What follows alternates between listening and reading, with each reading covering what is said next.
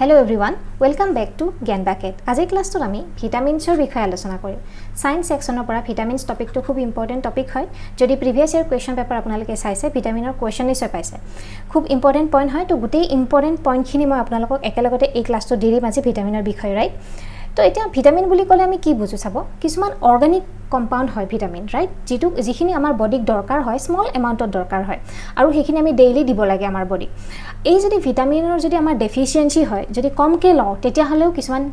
বেমাৰ হয় আৰু যদি বেছিকে লোৱা হয় তেতিয়া হলেও কিছুমান বেমাৰ হয় ৰাইট তো আমাৰ বডি মেইনটেনেন্সৰ কাৰণে গ্ৰোথ হ'বৰ কাৰণে ডেভেলপমেন্টৰ কাৰণে আমাক ভিটামিনছ বিলাকৰ দৰকাৰ হয় এটা স্মল এমাউন্টৰ দৰকাৰ হয় ৰাইট আৰু এবিলাক হৈছে কিছুমান অৰ্গানিক কম্পাউন্ড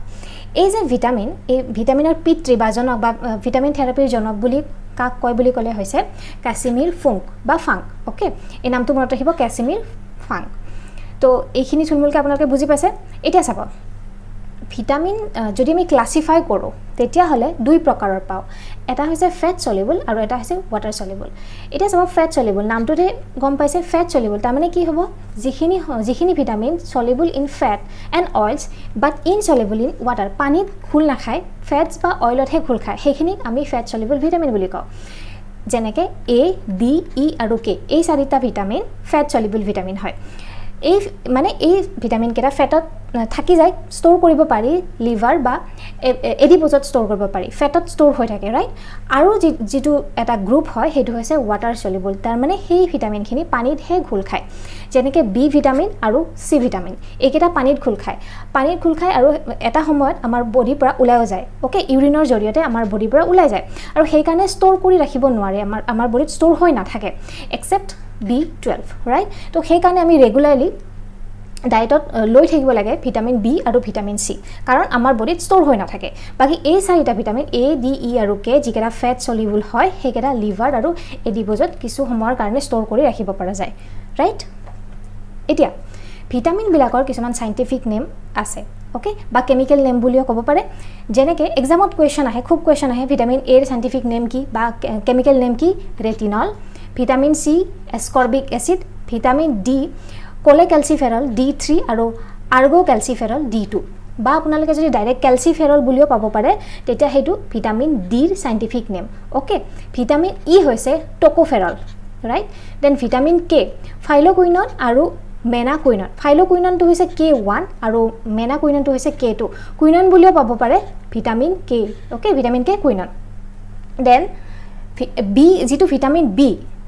একেটাটো আমি A C D E N K পালো এতিয়া চাব ভিটামিন যেটো বি হয় বিটো এটা কমপ্লেক্স ফৰ্মত থাকে যেনেকৈ B1 B2 B3 B5 B6 B7 B9 and B12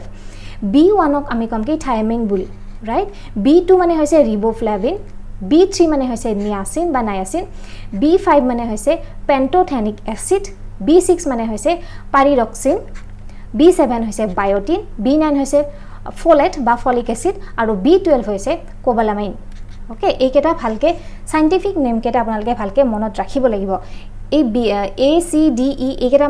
এইকেটা মনত ৰাখিবলৈ সহজ হ'ব বাকি বি যিকেটা আছে B1 B2 B3 then B6 B7 B12 বা B9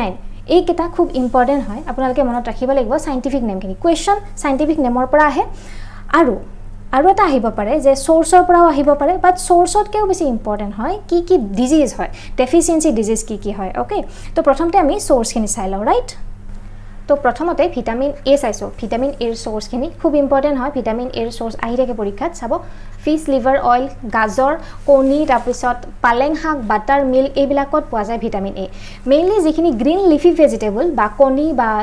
আপোনাৰ বাটাৰ মিল্ক সেইবিলাকত পায় vitamin A right then vitamin c ৰ কথা আপোনালোকে সকলোৱে জানে টেঙা খাদ্য টেঙা ফলমূল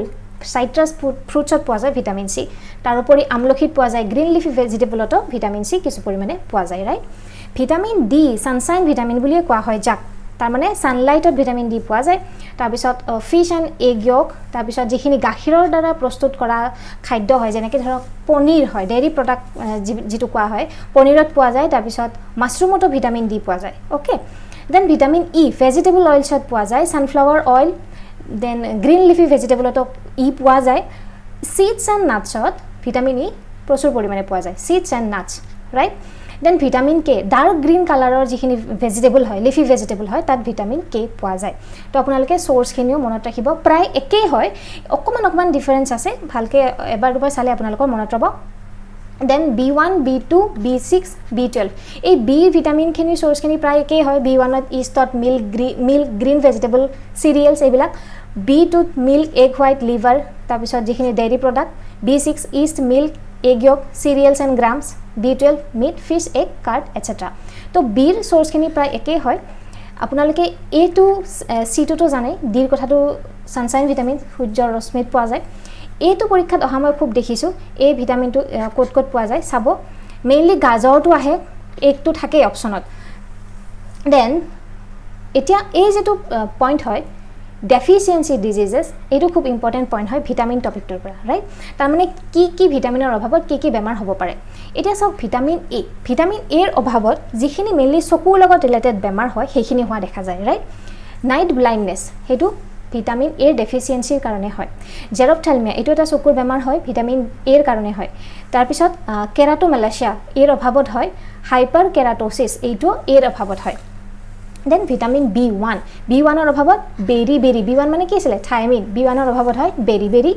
B2 ৰ অভাৱত এৰিবোফ্লেভিনোসিস হয় দেন সিলোসিস ডাইজেষ্টিভ ডিসঅৰ্ডাৰ দেখা যায় তাৰ পিছত মানুহৰ স্কিনত বাৰ্নিং সেন্সেশন হয় মানে জ্বলাপোৰা কৰা স্কিনখন জ্বলাপোৰা